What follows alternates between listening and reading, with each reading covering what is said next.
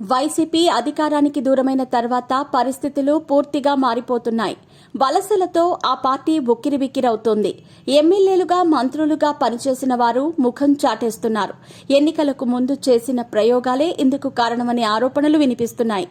AP వ్యాప్తంగా 100కు పైగా నియోజకవర్గాల్లో నాయకత్వ లోపాలు కనిపిస్తూ ఉండగా, నెల్లూరు జిల్లాలో దాదాపు అన్ని నియోజకవర్గాల్లో కూడా సేమ్ సీన్స్ రిపీట్ అవుతున్నాయి. ఇప్పుడు ఏపీ పొలిటికల్ సర్కిల్లో ఇదే చర్చ నడుస్తోంది. జగన్ రెండోసారి విజయం కోసం చాలా రకాలుగా ప్రయోగాలు చేశారు. దాదాపు రాష్ట్ర వ్యాప్తంగా 100 చోట్ల కొత్త అభ్యర్థులను ప్రకటించారు. కొందరిని పక్కన పడేయటం, వేరే జిల్లాల నేతలను తీసుకొచ్చి పోటీ చేయించటం వంటి ప్రయోగాలు చేశారు. ఒకటి కాదు, రెండు కాదు, 100 చోట్ల వరకు ఇదే పని జరిగింది. కానీ అన్ని చోట్ల వైసీపీ అభ్యర్థులు ఓడిపోయారు.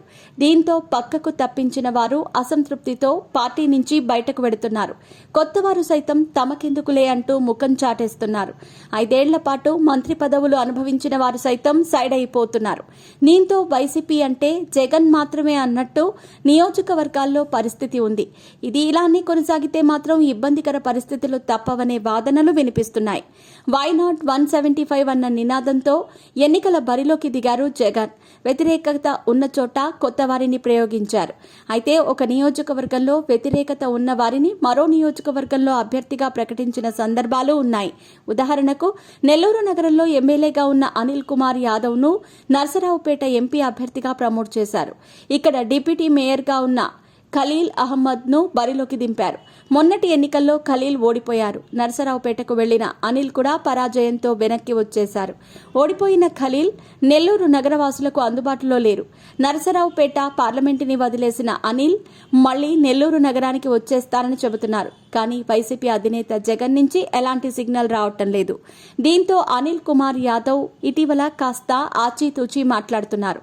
కావలిలో ఓడిన రామిరెడ్డి ప్రతాప్ కుమార్ రెడ్డికి ఆచూకీ లేకపోవడంతో అక్కడ కొత్త అభ్యర్థి కోసం జగన్ వెతుకుతున్నారు. ఉదయగిరిలోనూ ఇదే పరిస్థితి నెలకొంది. మేకపాటి రాజగోపాల్ రెడ్డి ఎక్కడున్నారో తెలియటం లేదు. ఆత్మకూరులో మేకపాటి విక్రమ్ కూడా కనబడక క్యాడర్ని నడిపించే దిక్కు కోసం ఎదురుచూస్తున్నారు. కోవూరులో అడపాదడపా ప్రసన్న కుమార్ రెడ్డి కనిపిస్తున్నా క్యాడర్ ఆయన వెంట నడిచేందుకు సంకోచిస్తోంది. సర్వేపల్లిలో మాత్రం మాజీ మంత్రి కాకాని గోవర్ధన్ రెడ్డి తరచూ ప్రెస్ మీట్లలో కనిపిస్తూ అందుబాటులోనే ఉన్నాననే సంకేతాలు ఇస్తున్నారు. గూడూరులోనూ మేరిక మురళి కనిపించక 3 నెలలవుతోందని కార్యకర్తలు అంటున్నారు. కొత్త నాయకుడిని ప్రకటించాలని వారు బహిరంగంగానే కోరుతున్నారు. ఇక సూళ్లూరుపేట, వెంకటగిరి నియోజకవర్గాల్లో కూడా ఇలాంటి పరిస్థితులే ఉన్నాయి. ఎన్నికలకు ముందు కొందరు పార్టీని వీడారు. ఎన్నికల తర్వాత మరికొంతమంది పార్టీకి గుడ్ బై చెప్పారు. 2019 ఎన్నికల్లో 151 అసెంబ్లీ, 22 పార్లమెంటు స్థానాలతో అద్భుత విజయం సాధించింది వైసీపీ. తాజా ఎన్నికల్లో అంతే సంచలనం సృష్టిస్తూ ఓటమి పాలైంది. పార్టీకి భవిష్యత్తు లేదనుకుంటున్న మాజీ మంత్రులు, ఎమ్మెల్యేలు పార్టీని వీడేందుకు సిద్ధపడుతున్నారు. మరికొందరు రాజకీయంగా సైలెంట్ అవుతున్నారు. కొత్తవారు నియోజకవర్గ ఇన్ఛార్జ్ బాధ్యతలు తీసుకునేందుకు ముందుకు రావటం లేదు. గత 5 ఏళ్లుగా ఇన్ఛార్జీలుగా ఉన్న సిట్టింగ్ ఎమ్మెల్యేలను మార్చేశారు. ఈ 5 ఏళ్లు కష్టపడినా తమకు టికెట్ దక్కుతుందన్న గ్యారంటీ చాలా మందిలో లేదు.